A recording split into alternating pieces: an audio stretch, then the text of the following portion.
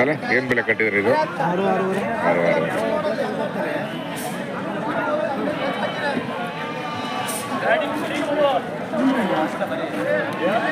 ಮತ್ತೆ ತಿರ್ಗಾ ತಗೊಂಬರ್ಬೇಕು ಈಗ ಕಿರಂಪುರಕ್ಕಿಗೆ.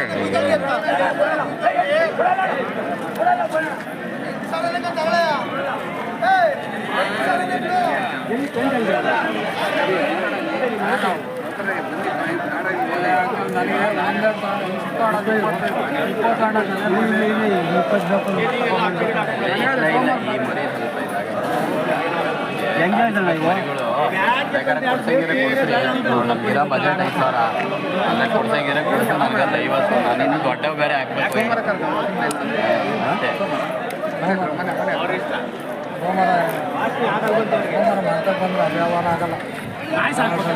ತಗೊಂಡಿದ್ದೀನಿ 20 ಕಿಲೋಮೀಟ್ರ್ ಬರೋಕ್ಕಲ್ಲ ನೋಡಪ್ಪ.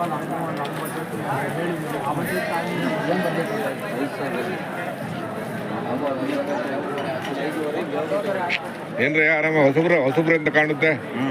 ಏನು ಬೆಲೆ ಕಟ್ಟಿದ್ರಿ ಸಲ? 9.5. 9.5ನಾ? 9.5 10,000ನಾ? ಅಲ್ಲ ಸಿನ್ನೂರು ಮರಿ ಅಲ್ವಾ? ಇಲ್ಲ, ಇವೆಲ್ಲ ನಾಟಿ ಮರಿನಾ? ಬಟ್ ಬಣ್ಣ ಹಂಗೆ ಕಾಣುತ್ತೆ. ಅಲ್ಲೊಂದು ಎರಡೆಲ್ಲ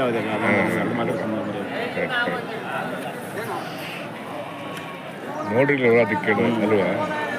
ಬನ್ನಿ ಅಕ್ಕಿರಾಂಪುರ ಎಲ್ಲ ಬರ್ತೀರಾ? ಬನ್ನಿ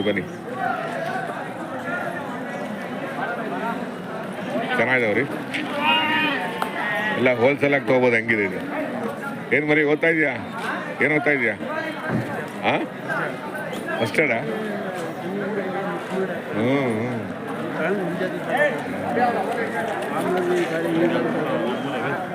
ಒಂದೆರಡು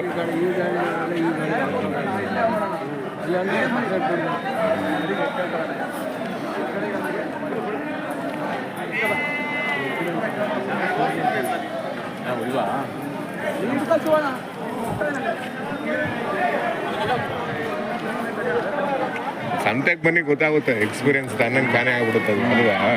ಬರ್ಬೇಕಷ್ಟೆ. ಸಂತೆಗೆ ಬರಬೇಕು. ಪ್ರತಿ ವಾರ ಕರಿಬೇಕು, ಪ್ರತಿ ಕ್ಷಣನೂ ಕೂಡ ಕಲಿಬೇಕು. ಎಲ್ಲ ಮೌನು ಇದರ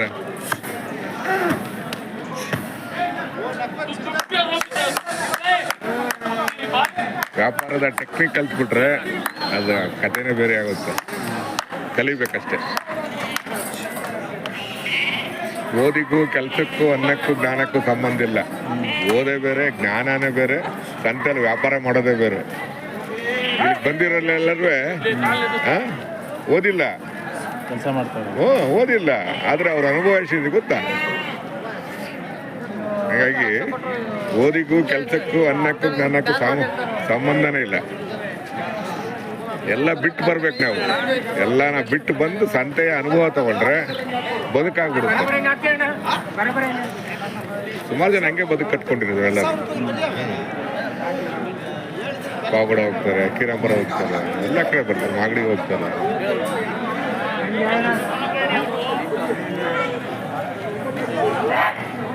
ಮಾಡಿ, ಒಳ್ಳೇದಾಗುತ್ತೆ, ಬಿಡಬೇಡಿ.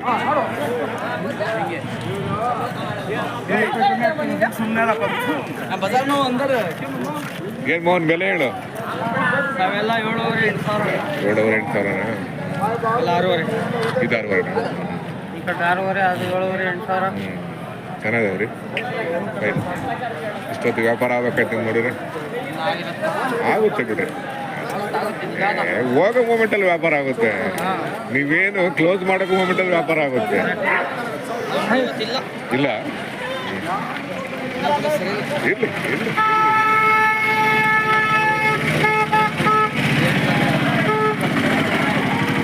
ಲೆಕ್ಕಾಚಾರ ಹಾಕೊಂಡ್ಬಂದ್ರೆ ಹೆಂಗಾಗುತ್ತೆ ಜೀವನದಲ್ಲಿ. ಯಾವತ್ತೂ ಲೆಕ್ಕಾಚಾರ ಹಾಕೊಂಡ್ ಬರಬಾರ್ದು. ಏನಂತೀಯ ಮರಿ? ನಾವು ಲೆಕ್ಕಾಚಾರ ಹಾಕೋ ಬಂದಾಗ